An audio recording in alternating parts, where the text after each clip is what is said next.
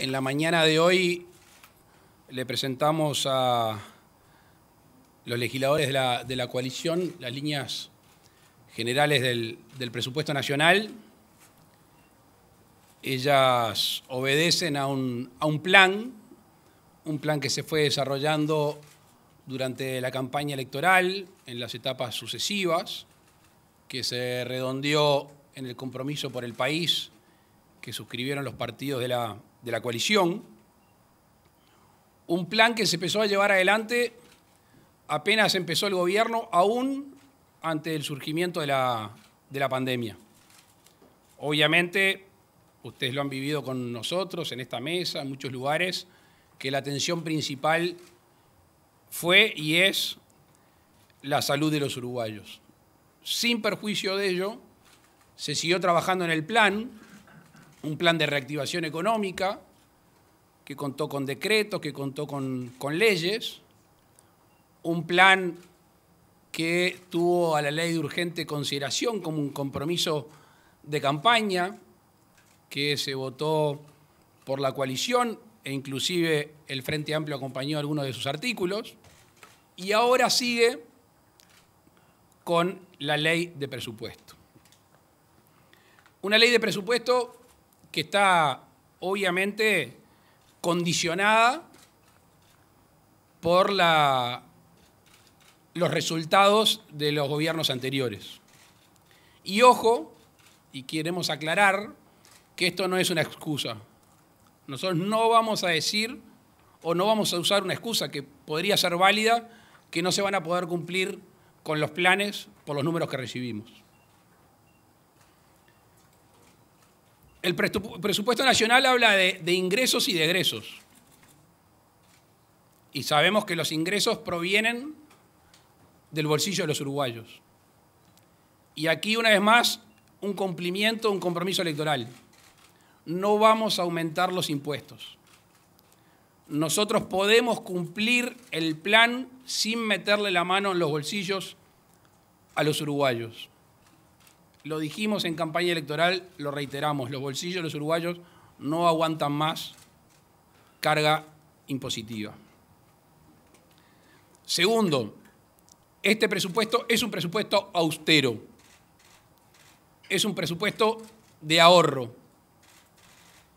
De nuevo, vamos a cumplir con el compromiso electoral que obviamente se retrasó por el COVID, de tener un ahorro en el entorno de los 900 millones de dólares o más. Con lo cual, el ahorro comprometido va a estar y la no suba de los impuestos también en este presupuesto nacional. El presupuesto nacional que es parte de la economía del país. Hay toda una economía del país que no pasa por el presupuesto nacional.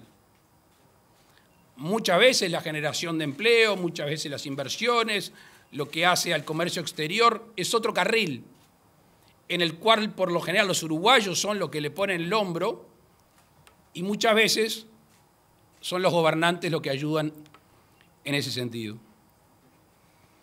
Un presupuesto que tiene como centro a las personas, la vida de los uruguayos, la vida de los habitantes del país. Y tranquilamente les podemos decir que aún con las restricciones, aún cumpliendo con el plan de ahorros, aún sin aumentar los ingresos, se puede cumplir con los compromisos.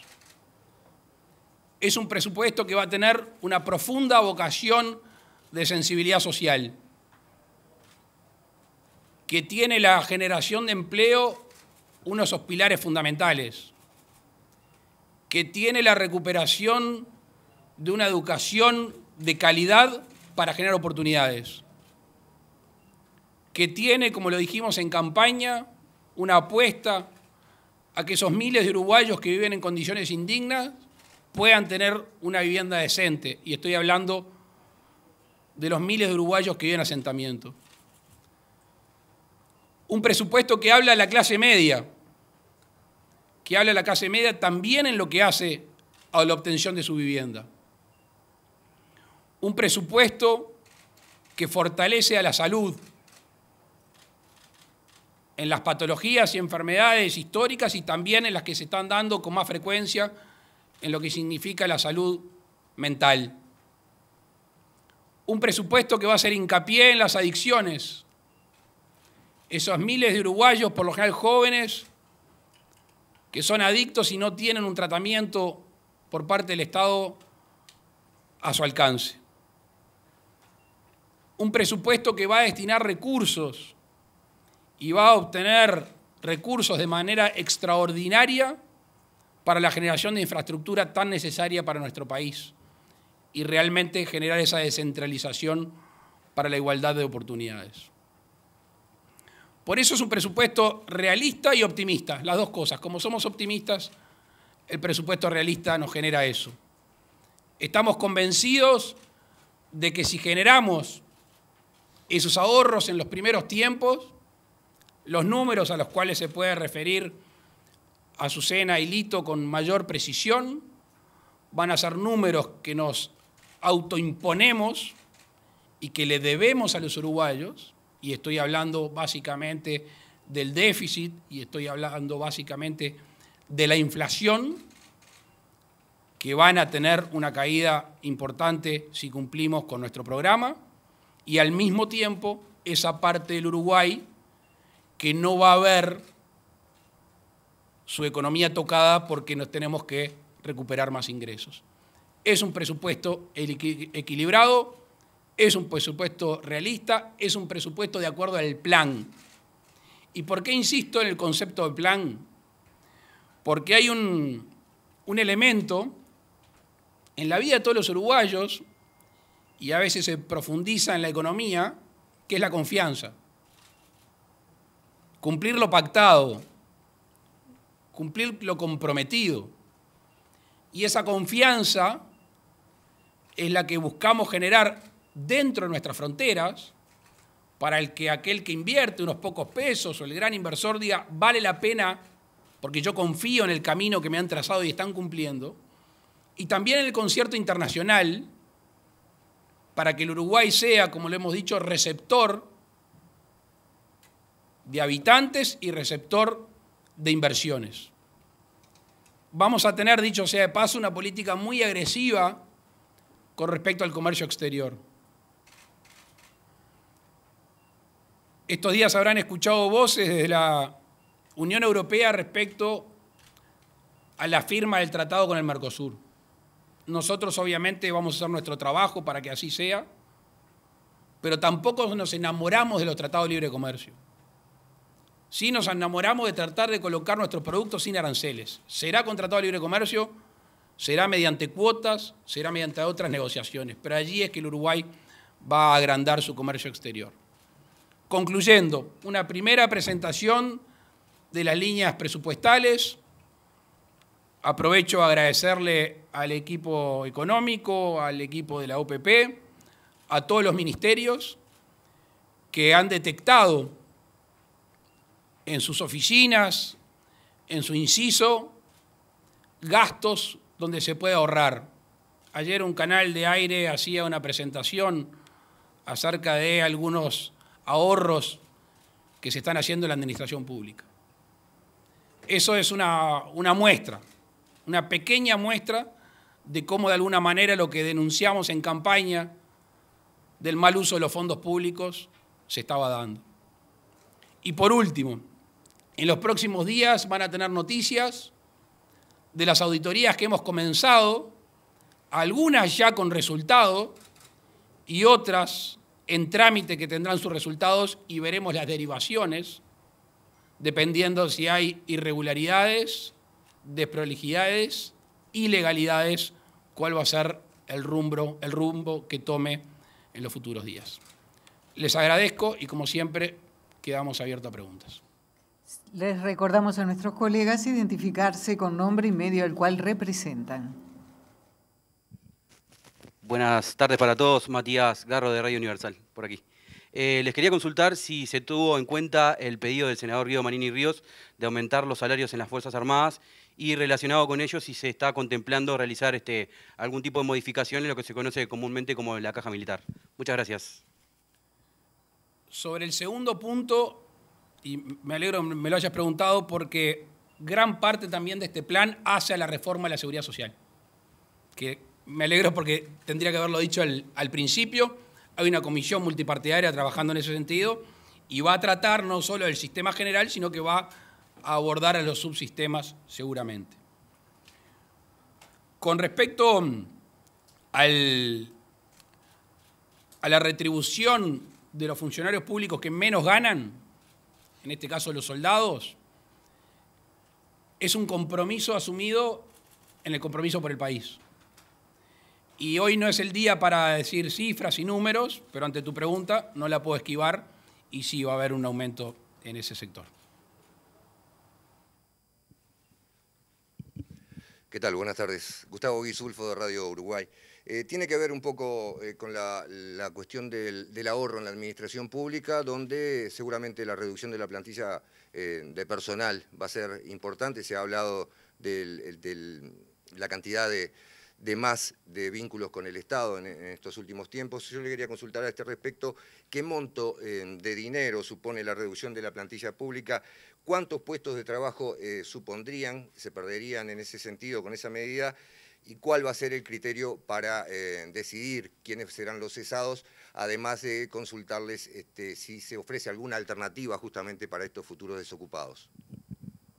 A ver, la reducción de la plantilla primariamente va por el no llenado de vacantes. O sea, no son futuros desocupados. Es gente que va a dejar de ingresar al Estado, no es que estaba en el Estado y de alguna manera se los sacó de la función pública. Por otro lado, estamos pensando con la Oficina Nacional de Servicio Civil algunos estímulos en lo que hace a la posibilidad de una excedencia. Cuando tengamos redondeado ese tema, con mucho gusto se lo vamos a decir. Las áreas sensibles no se van a tocar. O sea, en Uruguay no va a faltar una ambulancia. De hecho, van a haber más ambulancias. En Uruguay no va a faltar un docente. Ojalá que haya docente y más capacitado y con más herramientas. No se trata de afectar ningún área sensible. Todos sabemos que en muchas oficinas del Estado hay personal, pero superabundante. Y allí va a estar el cuidado de los recursos. Nosotros tenemos una obligación moral que es cuidarle de los recursos a los uruguayos. Ese es nuestro desafío y se va a lograr sin erosionar o sin perjudicar la función pública. Y hemos llegado a esa conclusión que nos tranquiliza mucho, porque imagínense que un presidente de la República, que su equipo económico tenga para y decir, bueno, vamos a recortar, que es el término que están usando algunos, y además vamos a dejar de ser eficientes o de prestar buena salud o buena educación. Al revés. Tenemos el deber de ser austeros y la confianza que con los recursos humanos y los recursos económicos a paz de la logística vamos a poder prestar igual o mejores servicios de lo que se venía prestando. ¿Qué monto supondría justamente la reducción en cuanto a los contratos? Está perfecto. No quiero decir un número hoy, así como no comenté el número total, sí que va a superar los 900 millones de dólares. Cuando demos el número final, se puede llegar a desagregar, entre otras cosas, por el tema de los contratos. Sí, buenas tardes, Pablo Fernández del diario El País.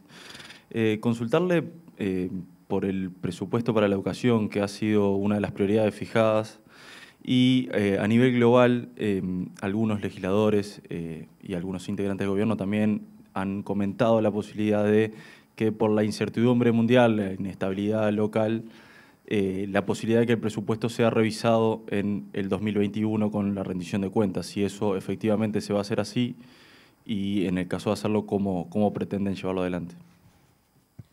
Hoy temprano, cuando me tocó dirigirme a los legisladores, dije, mire, yo me pongo en el lugar de ustedes.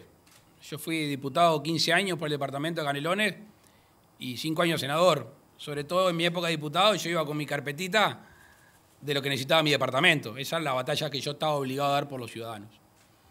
Y al mismo tiempo, esta coalición que tiene distintos partidos políticos. Y además, ministros de distintos partidos políticos en las distintas carteras. Llegar a amalgamar todo eso no es un ejercicio fácil, pero es posible. Estoy convencido de que el ánimo que reinaba hoy es ese.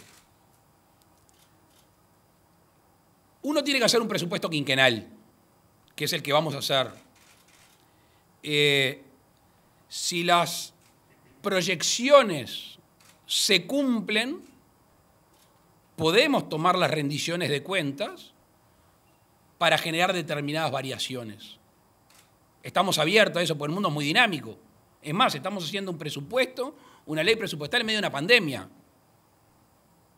La incertidumbre, si es mayor en el mundo normal con la vertiginosidad que anda, imagínense con el agregado de una pandemia. Pero el presupuesto es quinquenal. Las rendiciones de cuentas, ojalá que nos permitan generar determinados estímulos, donde hoy quizá que no se puede hacer con tanta profundidad. ¿La parte, perdón?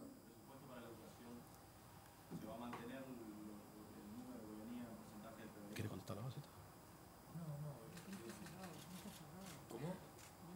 Claro, el presupuesto de la educación, por eso esta conversación, disculpen, no está cerrado aún. Hay una propuesta del gobierno, pero sobre todo la propuesta de la ANEP, que ustedes saben la autonomía que maneja, y por eso es uno de los elementos, uno de los sectores que termina cerrando de alguna manera. Hoy les puedo decir que hay consonancia, obviamente, entre las autoridades de la ANEP y el Ministerio de Economía y OPP. Buenas tardes a todos. Leonardo Silvera de Telemundo, Canal 12. Como decía, presidente, el presupuesto es quinquenal, pero se arma en medio de una pandemia, en medio también de reclamos que siguen insistiendo, por ejemplo, una renta básica, varios estudios internacionales que hablan de hasta 250.000 personas en clase media vulnerable que pueden caer en la pobreza. Vivienda y educación fueron marcadas como las prioridades. ¿Qué se va a hacer con estos números, con ese presupuesto, tanto para asistencias directas en MIDES, como también, usted decía, bueno, incentivar la reactivación económica con ese foco? Gracias. Primero con lo último, reactivación del empleo. No hay nada más digno para un ser humano que trabajar y llevar el dinero y el alimento para su casa. No hay nada más digno.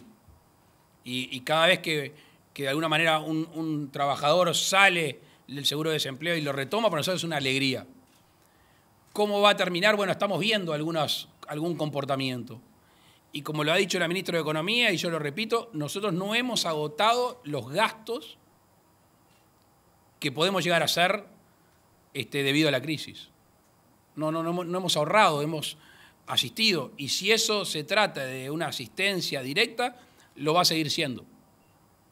Estábamos recién viendo unos números que veo que los tiene la ministra de Economía en la primera hoja, como si supiera que iban a preguntar sobre ese tema. Asciende o va a ascender los gastos a 768 millones de dólares. Esa es la estimación que tenemos en virtud de la pandemia. Y si se tiene que gastar más, se va a gastar más. ¿Qué tal? Buenas tardes. Nicolás González de BTV Noticias, y la pregunta iba justamente a eso. Quería hablar un poco sobre las proyecciones en número en cuanto a los próximos años. Algo se supo hoy en cuanto a lo que dijeron los legisladores en base a la reunión que mantuvieron. Se prevé que la inflación siga creciendo, el déficit fiscal también.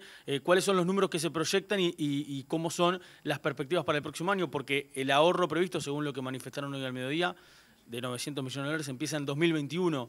¿Cómo se hace justamente la cuenta y cuáles son las expectativas que se tiene para poder comenzar a ahorrar esa plata? Gracias. El déficit va a crecer ahora. De hecho, ya está creciendo y veremos a dónde termina. 6,3. 6,5. Es la estimación que nosotros tenemos. Y acá es donde me pidió Azucena que no entre, pero un poquito voy a entrar. El año que viene va a haber una baja importante del déficit, según las proyecciones nuestras. Y así sucesivamente hasta el fin del gobierno, que lo tenemos situado en el 2,5. Me están corrigiendo, que los números fiscales los puedo decir, decilos tú. Muy buenas tardes. El comentario del señor presidente de no compartir los números en detalle se refería a los números inflacionarios, porque en el día de mañana hay una discusión en el ámbito del Comité Macroeconómico, Banco Central, Ministerio de Economía y Finanzas. En ese comité se van a discutir cuál es la trayectoria de inflación para los próximos años. De cualquier manera, el equipo económico viene trabajando el tema de cuál es la evolución de los precios para adelante, y lo que hoy bien claro podemos afirmar, como decía el señor presidente, es que el escenario base para nosotros es de una inflación cayendo a lo largo de este periodo. El presidente del Banco Central ha sido bien claro en decir la inflación tiene que ir a niveles regionales e internacionales.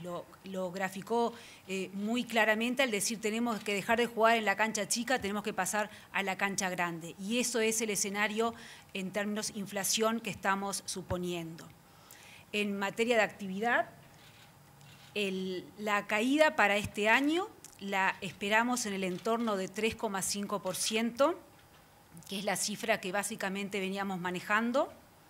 Y el otro supuesto grande que hemos realizado es en materia de mercado laboral. Y ahí lo importante, y como decía el presidente, el foco de nuestra política económica está en el aumento del empleo. Por lo tanto, nuestro escenario base es de recuperación de empleo. Con estos escenarios de actividad, de precios y de empleo, terminamos con un deterioro este año del déficit fiscal producto de la pandemia. Este año terminaríamos con 6,5% de déficit fiscal. Y luego, en la medida que se implementa, como dice el señor presidente, el plan de ahorro que teníamos pensado para el 20 se traslada al 21, esa mejor gestión nos permite llegar a un resultado estimado de 4,1% del producto. Hay una mejora significativa en el resultado fiscal a partir del 21. El plan de mejora fiscal empieza a implementarse a partir del 21, ya que fue postergado por la situación de pandemia. En el 2020, como dijo el señor presidente, no hemos escatimado ni vamos a escatimar ningún recurso para atender la pandemia. La cifra de los 768 millones de dólares que mencionaba el presidente se refieren a los gastos estimados en el Fondo Coronavirus. Esto es una proyección para todo el año 2020. Proyección que en buena parte tiene su impacto fiscalmente, y por eso es que el 2020 termina con un déficit, o estimamos que el déficit termina en 6,5% del producto. A partir del 21 se implementa entonces la mejora fiscal. Estimamos un déficit de 4,1 y luego el déficit va gradualmente mejorando en este escenario de más actividad económica, un gasto que básicamente se mantiene constante, pero el producto aumenta hasta llegar en el 2024 a 2,5% del producto. Las autoridades reciben las dos últimas preguntas. José María Caraballo, de TV Ciudad. En julio, y pregunta que tiene que ver con números también, la CEPAL emitió un informe donde asegura que nuestro país es uno de los países que menos esfuerzos se ha realizado para evitar el crecimiento de la pobreza extrema y también algunas cuestiones vinculadas al coronavirus. En ese marco, quiero aprovechar para preguntarle, usted, presidente, dijo que la CEPAL se equivoca. ¿Por qué entiende que el organismo se equivoca? Y aprovecho para preguntar también por la marcha del Fondo Coronavirus, ¿cuánto se ha recaudado y cómo se ha distribuido? Y si me permite una yapa también, usted habló de auditorías. La yapa va. No se van a enojar, no creo. Habló de auditorías. Permiso, usted lo dijo. A propósito de ese tema, ¿en qué áreas, qué nos puede adelantar a propósito de estas auditorías? Sobre lo último, en los próximos días van a tener novedades. Sobre el informe de la CEPAL, los números que nosotros tenemos, que es el cuadrito que había traído la ministra de Economía, nuestra proyección son 768 millones de dólares, lo que hace a un 1,6 más o menos del producto, cuando se dice que es el 0,7. Hay medidas tomadas por el MIDE, 116, seguro de paro, el gasto son 396, reasignación de aporte 157, seguro de enfermedad 49, licencia de construcción 10, compra de insumos 40, todo eso suma 768, sin contar el SIGA, el Fondo de Garantía, que asciende a una posibilidad de crédito de 2.500 millones de dólares. La intención nuestra no es discutir con un organismo internacional, no nos parece lógico, simplemente que estos son los números que nosotros tenemos. Por lo que leí en el informe, se habla de una cifra de 400 millones de dólares a ese momento, que es lo que se tenía gastado, lo que se proyectaba gastar. Esta es la proyección nuestra. Pero insisto, me parece que discutir cifras, no sé, estas son las nuestras y son, aparte, son las del gobierno, son verídicas, son tangibles. Para todo el año. Para todo el año 2020. Dale. Sí, más allá de, obviamente, que como dijo el presidente, no es para discutir. Hay que medir las cosas en general por su resultado. Los recursos involucrados importan en la medida que los resultados sean buenos, sean consistentes. Y el resultado de Uruguay, en estos términos, cuando uno mira la caída del nivel de actividad, está entre la tercera y la cuarta parte de las caídas de niveles de actividad de otros países. Por lo tanto, si uno tiene una caída del nivel de ingresos de la tercera parte o la cuarta parte de otros países, necesariamente parece lógico que debe destinar menos dinero, ¿sí?, a determinadas circunstancias. Si a usted le cae el ingreso 12%, bueno, la asistencia que tiene que tener el sector público, en este caso, para sostener una situación es una, si a usted le cae 3,5%, es otra menor. Entonces, los resultados son los que terminan marcando la situación y hasta ahora los resultados, afortunadamente, del Uruguay han sido mejores que los de la región y que, en general, de buena parte del mundo. Hay pocos países en el mundo con resultados mejores que Uruguay o parecidos a los nuestros hasta el momento. Es lo que tenemos que preservar. Dicho sea de paso, un agregado, esto no es casual, los resultados no son casuales. Ustedes lo vivieron acá, cuando se optó por no ir a una cuarentena obligatoria y al decir de la ministra de Economía no apagar los motores de la economía, eso hace, entre otras cosas, que no caiga tanto la actividad. Entonces, las medidas que se tomaron a tiempo y el tipo de medida hacen que tengamos registros como lo que comentaba el director del OPP.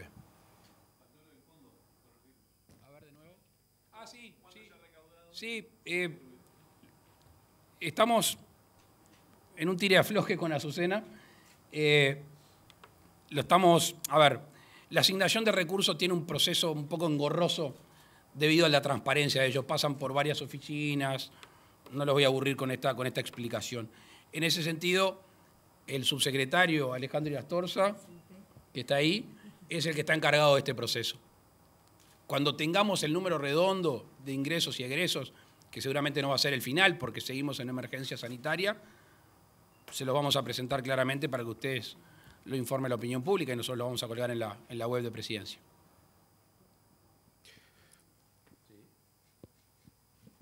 Por ley, la ley del Fondo Coronavirus, hay un artículo por el cual se realiza una rendición de cuentas una vez que se termina la emergencia sanitaria.